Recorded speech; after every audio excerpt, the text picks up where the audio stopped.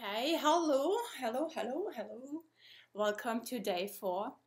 How are you all going? Today I thought we are talking about fear. I kind of mapped out what I want to discuss every day. That's a bit itchy. What I want to discuss every day, but I still leave myself a bit of room because whatever is going on in a moment may impact what I want to teach. Today I've shown in my dreams some of my own fears which are coming up now, and I thought, well, when I'm addressing my own fears, why don't I just share it with you how I do this? So you can join me on doing that too. So now there are different fears we may experience right now, right? In these type of challenging situations, it might be the health is at risk, or if you have the fear about your health. Maybe you have a fear about money and financial stability, right? There's so many different types of fears which are now really showing up. For me, it was the financial fear. And I can imagine that goes for many people right now who lost their job, or they have to work part-time and have less income coming in, right? It's really scary. That is kind of now bringing up even our deepest core fears we haven't healed yet, right? So for me, I kind of realized also the situation we're in. If you don't really know me yet, I was growing up in East Germany, like the socialist countryside of that part. And the way I was growing up, that we didn't have enough in the shops. If you were to go supermarket shopping, there was just limited supply, and you have to know your people in a shop so that you could get what you, if they, for instance, had bananas coming in, so hopefully you had a friend who was a store manager who could keep some bananas for you. I mean, it sounds crazy in times right now where we can just go anywhere and get anything we want. But that's how I was growing up. So my childhood, program was, well, there is not enough for all of us. And we can't get always what we want. If I wanted the orange, well, we didn't get oranges. So I think what kind of shows up for me now, it's not necessarily the grocery and stuff. It doesn't really, I don't really have that. But for me, what came up is the fear around money. Like, I wished I would have more savings, and then I started to judge myself. Well, I don't know what is going to happen, right? You get in this spiral. We don't know for how long this lockdown is going to be. We don't know what's going to happen after that. The employer we work for, maybe they get bankrupt. What am I going to do then? We come up with all of these stories. And it's just because that is still ingrained in us, a fear, and it just really comes up now to the surface. You cannot ignore it. It's just right in front of your face. But the good thing is, it shows up, so we can totally heal it and release it. Because fear is false evidence appears real. So yes, it might look scary. Your situation might look like there's no good future ahead of you and whatnot, and you don't know how you survive, and that can get you up into this even more anxiety and worries and fear about it. But then once we really clear it and step back and look at it from a different perspective, maybe there is so much more room for us to do something completely different. And now we do have the time in a lockdown to actually tune into ourselves, into our heart and soul, figure out what it is we truly desire, what is really important for us, and then work on this, right? So in today's course, in my email, you will see I have a lot of prompts which you can go through, and I just want to quickly explain, so bear with me. So I just need to recall my thoughts. So what I want you to do, get your journal, your notepad out, and a pen, and come up with one particular fear. Don't overwhelm yourself with everything right now. Just pick one. might be your health, might be financial. I'm taking an example of financial issues, worries, not issues. So take that. That's your fear. Okay. Then the next step, can't remember if I'm now recalling exactly what I was writing, but you will get both sides. It doesn't really matter. The second step is then, once you looked into the fear, well, what judgment about it comes up? For me, it was definitely, there's a fear, and that's, what am I judging about myself, about the situation? And in my dream, I was shown certain things that, even though I believed I was, how would I say, not really going in the right direction, I still would go, because my logic would tell me to do, but my intuition was telling me to go the other way. And then once I finally did all that and went back to where I was supposed to go in the beginning, if I would have listened to my intuition, then it was kind of too late, and now it's too expensive. And kind of that situation was in my dream. And kind of what I'm taking from it was, I believe I judged myself for maybe my spending habits in the past were not as what I think I should do or should have done. So I'm judging myself for overspending. Now, bear in mind that for me, it's just a judgment. It's subconsciously going on. If I step back, and that's why I want you to journal on it. Journal on what your judgment is. Like, what is you keep telling yourself about that situation? For me, it's like, I should have saved better. I should have done that earlier. I should have done blah, blah, blah, blah. Oh, that's nonsense. So now, why did I even spend on blah, blah, blah, blah? And then when I'm really thinking back about it, and you can add this to your journal prompt once you have your judgment, then also saying, well, for me, it's a money situation, might be different for health, or love life, anything. It's then going back and say, well, actually, I spent money on healthy food. Yes, it's more expensive, but it's my nutrition. It's good for my body. So I'm not going to judge myself on that. That's a good choice, right? And then, well, then I did this course, and I did the health coaching course, and then I did this, and then invested in that, invested for my health, my energy healing, for having a mentor, a coach, and whatnot. I said, yeah, these are all expensive, but without these expensive, I wouldn't be there where I am today. So realizing that the spendings I did was not wasted shit. I'm not the person who goes shopping and needs 10 dresses and then wears one of them. I'm really not into that at all. But yeah, so my point is, I just realized the spending was feeding my soul. So I'm okay. There's no need to judge myself.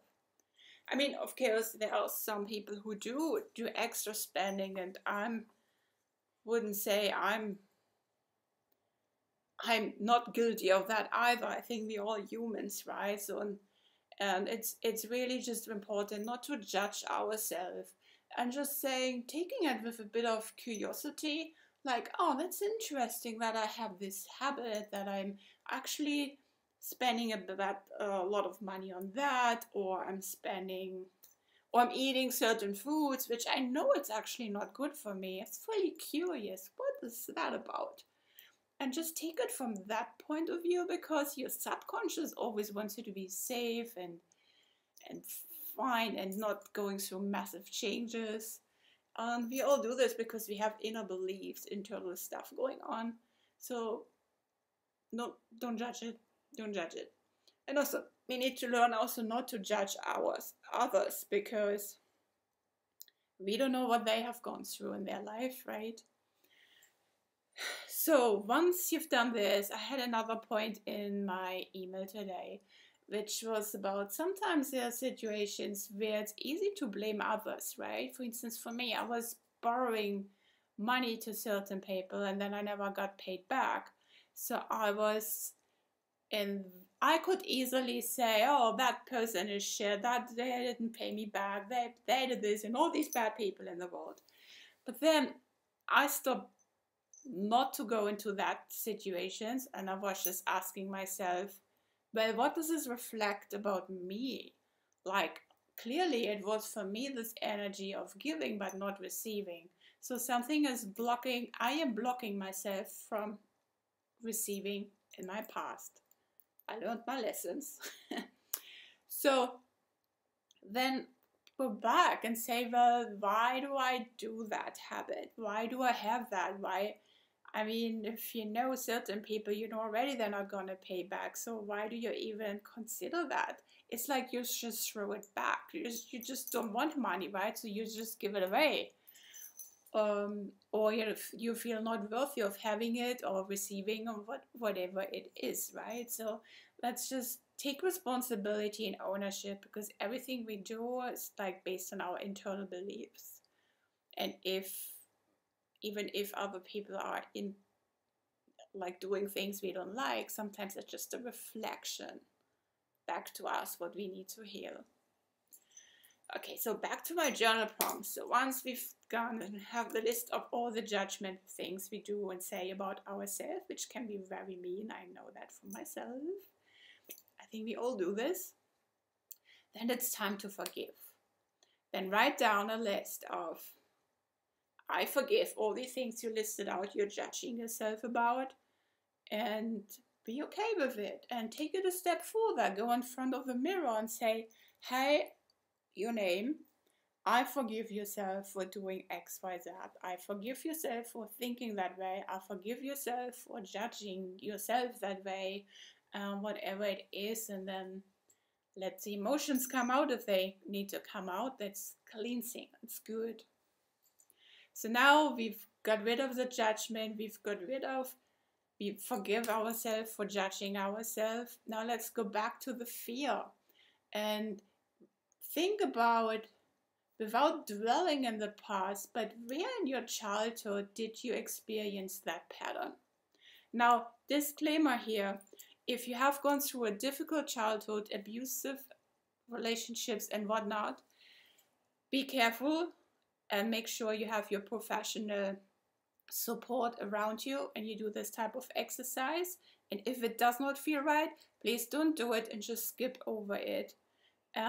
Maybe hire a coach or hire a psychologist or whoever you need to order to work through that, if that's what you want. Okay, just a disclaimer.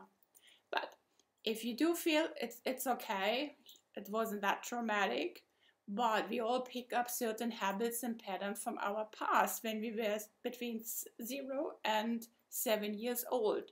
That's when we absorb everything like a sponge, and we form certain beliefs and patterns. So if you do have something like in my situation, clearly this financial situation or the supply in East Germany we had, it was, well, there is not enough for everybody. You have to know certain people to get what you want. You can't just go up and get what you want. That's how I was growing up.